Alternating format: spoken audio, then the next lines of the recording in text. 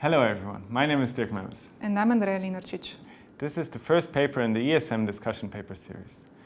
In our paper, we look at the regulatory reform options that are currently being discussed and that deal with the treatment of sovereign exposures in banks.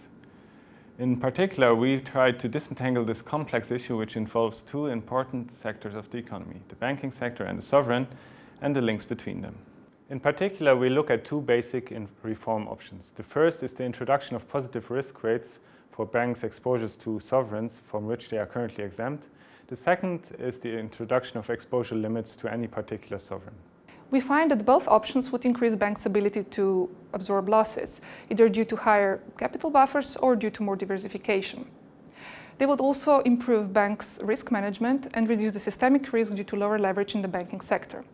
However, making banks more resilient could come at a cost.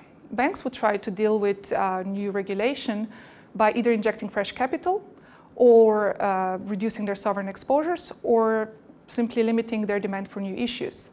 This would imply lower liquidity in the sovereign debt markets and increase the funding costs for the sovereigns. Some sovereigns would need to even look for new investors. On top of that, the procyclical nature of risk weights or binding limits on sovereign exposures could add pressure in the economic downturns, which is precisely the time when the sovereigns need more fiscal space. We also find that whatever reform option would eventually be chosen, a careful and transparent transition would be essential. Thank you for your interest and enjoy reading.